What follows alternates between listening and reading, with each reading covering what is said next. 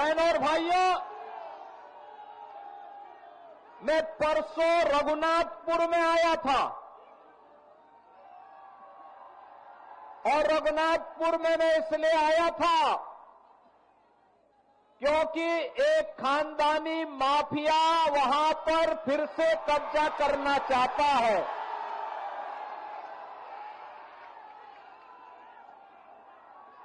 उत्तर प्रदेश में तो हमने बुलडोजर से रौंद रौंद करके इन माफियाओं की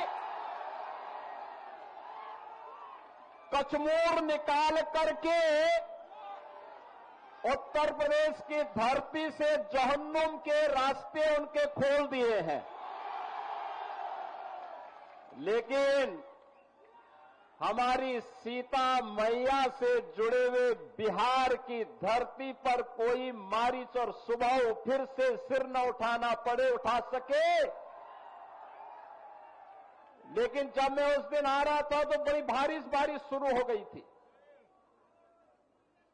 और मैं सोचता था कि कोई सभा में होगा नहीं, लेकिन रघुनाथपुर की सभा में वहां के युवाओं की, यहां के नागरिकों की, यहां के अन्नदाता किसानों की, यहां की माताओं बहनों के उत्साह को देख करके मैं कह सकता था कि सिवान की सभा में उससे भी बड़ा सैलाब आने वाला है।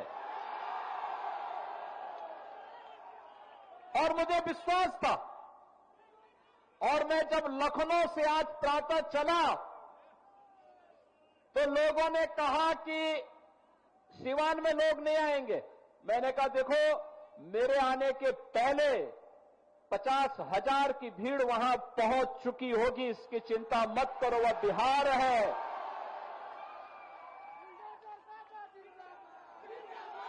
ये छोटे मोटे आंधी तूफानों से कोई बिहार के वासियों से टकरा नहीं सकता है।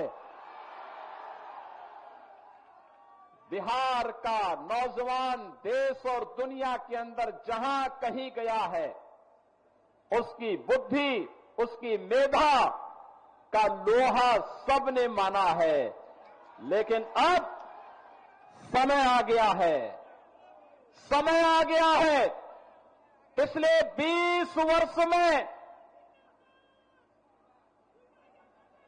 नीतीश बाबू के नेतृत्व में सुशासन की जो नींव मजबूत हुई है, उस पर बिहार की मेधा और बिहार की बुद्धि के बल पर एक सुदृढ़ भवन का निर्माण करना है जो विकसित बिहार के निर्माण में योगदान दे सके।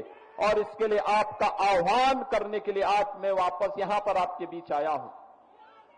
बहन और भाइयों, ये सचमुच जब हर व्यक्ति घबराया है बारिश में क्या होगा, तब भी आपने उत्साह दिखाया, आपने दिखाया।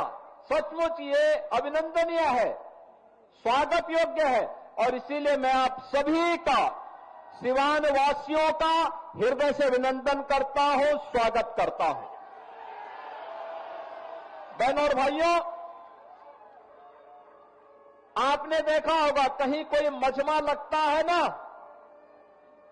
तो मजमा में बहुत सारे लोग आ चुके होते हैं। अपने अपने तरीके से वे वहां पर लोगों की आंखों में धूल झोंकने का काम करते हैं। लेकिन याद रखना, जिन लोगों ने बिहार के सामने पहचान का संकट खड़ा किया था, जिन लोगों के कारण सिवान वासी भय और दहशत के माहौल में जीने के लिए मजबूर हुए थे, उन लोगों को दोबारा बिहार में वापस आने नहीं देना है, किसी भी हालत में नहीं आने देना है। ये लड़ाई केवल सत्ता प्राप्त करने की लड़ाई नहीं, बिहार की अस्मिता की लड़ाई है। बिहार के आन मान और शान को, बिहार के गौरवशाली परंपरा को पुनर्प्रतिष्ठा प्रदान करने की लड़ाई है और बिहार को फिर से उस स्वर्ण युग की ओर लेके जाने की लड़ाई है।